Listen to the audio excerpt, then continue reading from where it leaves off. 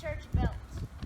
This structure was built in 1845, but before this structure was here, there was actually an earlier structure, and but I actually have to go back even further to explain how Methodism came here to Warren. So the first Methodist sermon was preached by a Reverend Daniel Smith in 1789, and he was a circuit rider, and there were a lot of circuit rider, or they were itinerant ministers that traveled around by horse and went to many communities here in New England and preached Methodism.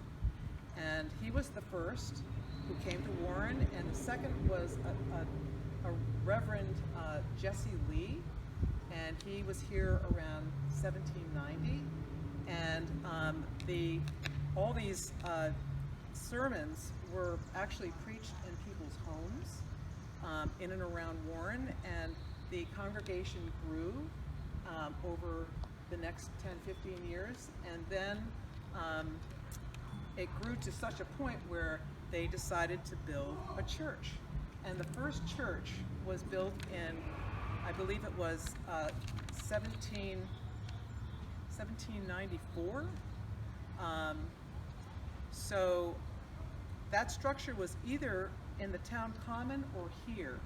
We haven't really determined where the first structure was built, but over the years it got added onto, and then the congregation got so large that they decided to build a new building, which is this building here, which was built in 1845. And this was designed by the architect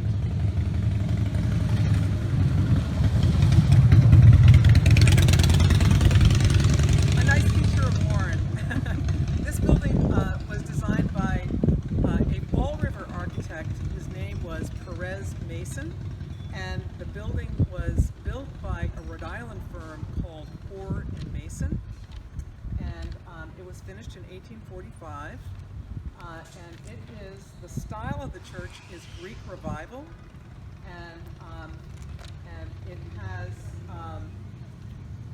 4 massive Doric columns that support a full pediment, and the pediment is the triangle structure above the portico.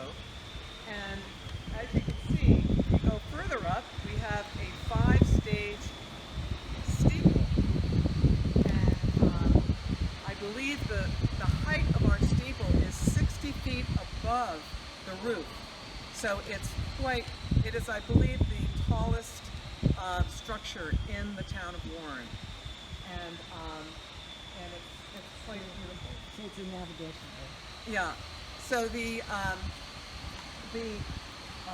there is a light on top of the steeple, which back in the day was used as a navigational light. So it was a beacon for sailors and ships that were in Narragansett Bay,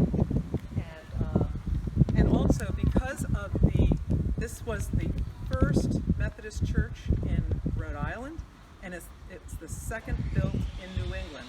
So this church is actually on the National Historic Register because of its historic significance.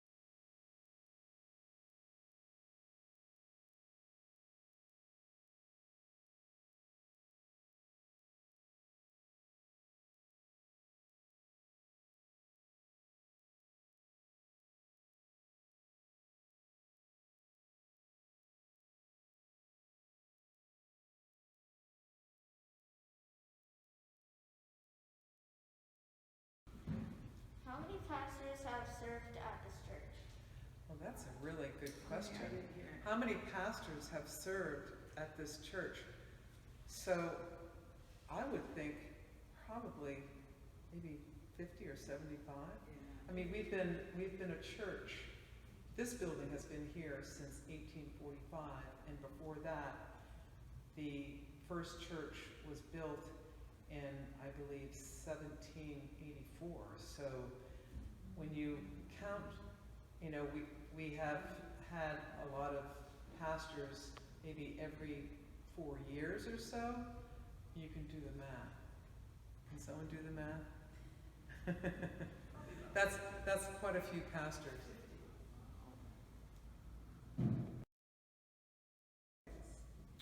What is inside the pew cushions?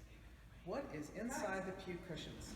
So the pew cushions, as you know, are really kind of crunchy. Our pew cushions are crunchy, and back in the day, cushions and a lot of antique furniture is stuffed with actually organic material, and some of it was maybe a little bit of horsehair, because they used horsehair for a lot of things, for plastering and stuffing, but it's all natural organic material, and I think it was kind of a mixture of many fibers. So, and these cushions have been, they've probably been around for, I would say, at least 150 years. And of course, cushions were not originally used in early churches. They basically sat on hardwood benches. So as the years progressed, things got a little bit more comfortable, and they provided cushions, which made it very much more comfortable. And of course, you know, pews were had doors, and these were where family units sat. And I think some churches had more elaborate spaces where people were kept draft-free, because churches didn't really have a lot of heat. So, you know, they probably had, you know, cushions and blankets and things to keep them warm.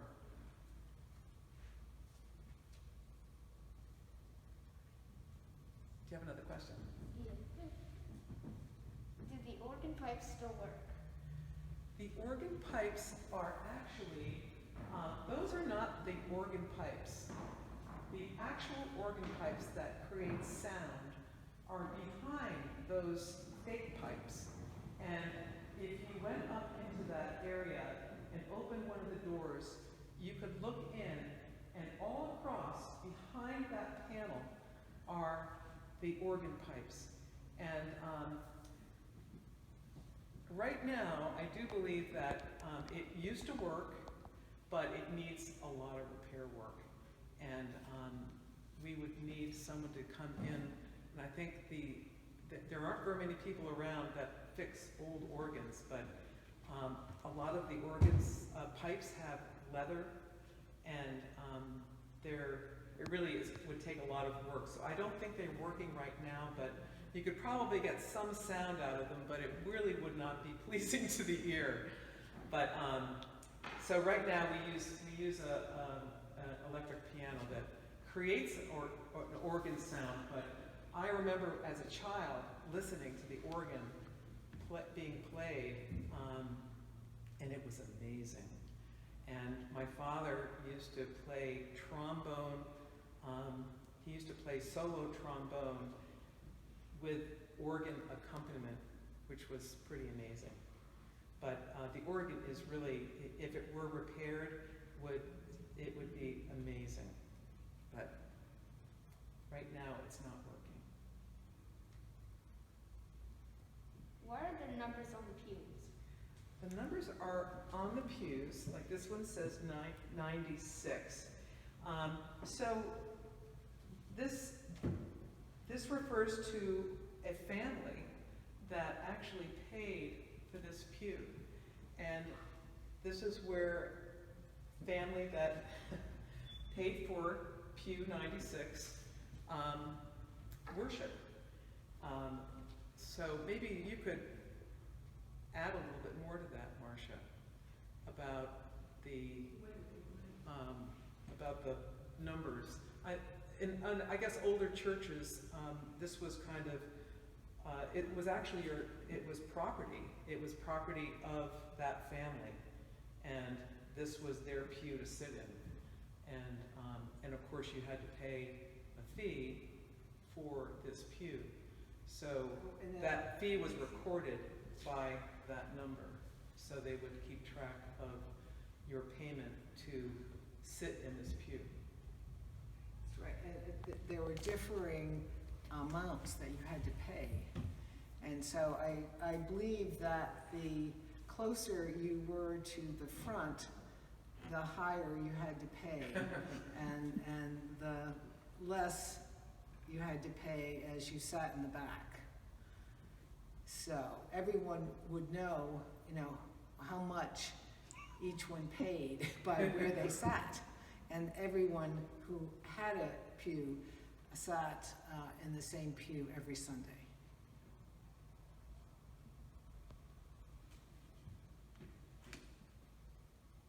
Do you sit in the same pew now as you did as a kid? I used to sit actually right about over here, and I used to sit with my godmother, who was Gertrude Peterson, who used to, in the wintertime, wear a full fur collar, and I used to love to sit next to her because she had this soft fur collar. But I used to sit with her, and I think my father used to sit in a pew further back. But he wasn't paying at the time, but that's where he used to sit. I don't remember where we sat. I used to sometimes sit in the front over here, so we could get a good look at my father playing the trombone. Now I remember sitting, great-grandmother, Mary Ellen Blount sat, and it was about 3 pews up from the back. And that's what number is that? That's 61. This is Aunt Florence. Aunt Florence, and I used to sit with Aunt Florence. Yes. So we would sit in that area, in the back. And that was because our mother and father were both in the choir, and of course Dad played the trombone. So we needed places to sit besides a family pew. We never had a family pew. We sat with all the relatives. So. Have there been any reservations? There's been quite a few restorations and renovations of the church. Most recently, in 2018, before the pandemic, we had a very extensive renovation of our sanctuary space, and the walls were replastered, and the ceiling was replastered and painted, and also the windows were restored with the old glass, and everything looks very original. However, when this structure was built in 1845, these lights were not there. There used to be a very large chandelier in the middle, and of course back then we had gas lights. And so there were gas lighting all flanked on each side, and there are pictures which I've given you, which I'm sure are part of your video, that show what the interior of the church looked like, which was quite beautiful. And there was a lot of detailing, stenciling done on the ceiling above, and this area here was actually open, which is now closed, and the area behind the pipes here was actually it was a kind of a fresco, and I forget the name of the styling, but it was actually painted 2 columns, and the organ actually was on the opposite side of the sanctuary, which is true for a lot of Episcopal churches, where the organ and the choir sings from the back of the church. So go into that loft, you'll see all the holders for all of the hymnals. So there's been a lot that's changed, but the structure is still pretty much the same. That's right. About 2 years before we redid the sanctuary, we redid the steeple. That's right. So there was a lot of issues with the steeple in terms of water issues. It needed to be completely watertight and repainted, and so that was a major restoration. So a person that does work on a steeple is called a steeplejack, and those steeplejacks have to climb really high. So you're up about 80 feet off the ground, and that's in fact, we're going to be climbing up to the top of the steeple, and you'll see how high and how far you can see when you're up that high. It's pretty amazing. Right, people come from all over to take photos from the steeple. There's a lot of famous photos, actually very old photos, that were taken from the Methodist steeple. Right.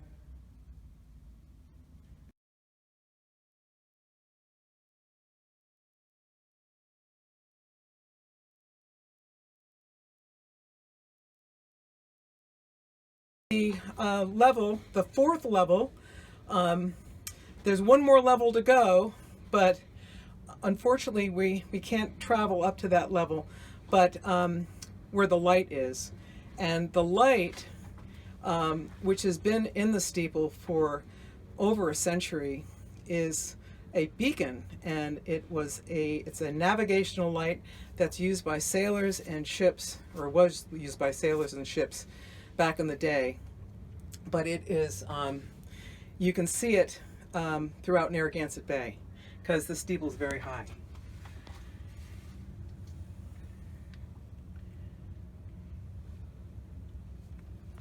So the clock, I'll talk about the clock.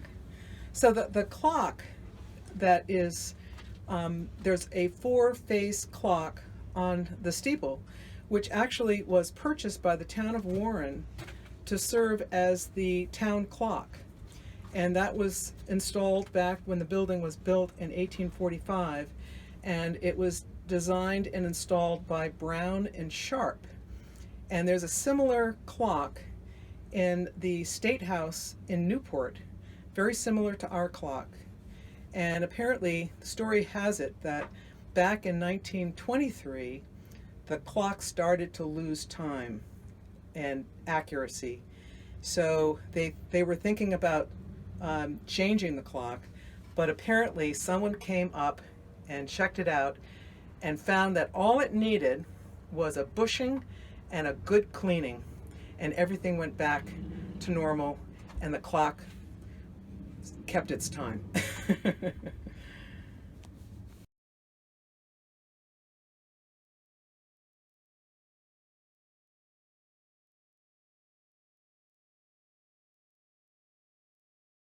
What is this space used for? This is called our fellowship hall. And by fellowship, that means when we get together and we just are social together. So this is our fellowship hall, and it's an area where we have space to do lots of other things besides worship, which is upstairs. Although there have been times when we have needed to worship down here because upstairs was not available. But down here we have coffee hour after church because we have a kitchen. And sometimes we have dinners here, fundraising dinners or just fellowship dinners. Potluck is very common in churches where everybody brings something and we just are able to visit and be with each other. We have a children's area here for nursery so that anyone who has kids who wouldn't want to be up with the sermon or might make a little too much noise or be problems, they can have babysitting down here. Also, we sort of rent out the space, or the space is used by other organizations sometimes because it's a nice place to meet. So we have organizations that during the week when we're not worshiping, they come in and they use this space. What kind of missions do we do? Well, we have several missions. The church, of course, one of the church's basic functions is to provide mission work. And we are very concerned within our church of feeding people. So we have several things that we do with that. We have food baskets that we put together to give to families during school vacations, because a lot of kids do get food from school. They get free lunch and free breakfast sometimes. And when they go on a holiday, they don't have that food coming from school because they're home. So we help provide food just for vacations for that. Also, we have Meals on Wheels, which is where we provide lunches to shut-ins on the weekend, because some people get Meals on Wheels from the state or from the town during the week, but they don't provide anything on the weekend, so we help to fill that gap with food on the weekend. At Christmas time, we usually adopt a family where we provide gifts. We provide the gifts for a family because they can't afford them. And otherwise, the kids would never have presents to open on Christmas. We have a mitten tree and a hat tree that we collect, and coats and so forth for the winter, so that people who need them can stay warm. I'm losing one. We do work with veterans and the service people, where I believe there's a few dinners that we have for that we raise money for.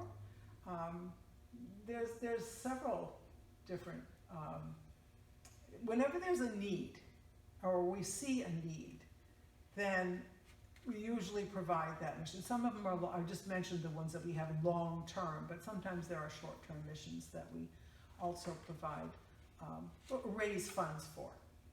So.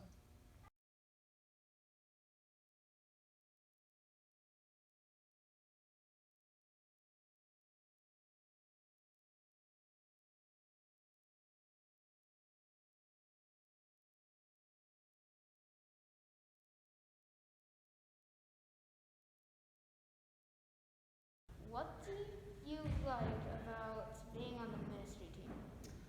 Oh, I like a lot of things about it. I like that I get to work with a lot of different people. I like the flexibility that I get to hear other people's sermons. And for myself personally, I'm currently in what's called seminary, where people who want to learn to become a pastor go to school. And so I'm currently learning to become a full-time pastor. So being on a ministry team is really nice because I get the practice of being a pastor and getting to preach every week or once a month without having all of the responsibility of being a full-time pastor while I'm still in school. So it's kind of a nice both and of getting the experience while not having to have all of the burden of responsibility on me. Do you have another question? Why do the United Methodist churches change pastors so frequently? So the United Methodist Church has something called itinerancy, which is why we have pastors change so often.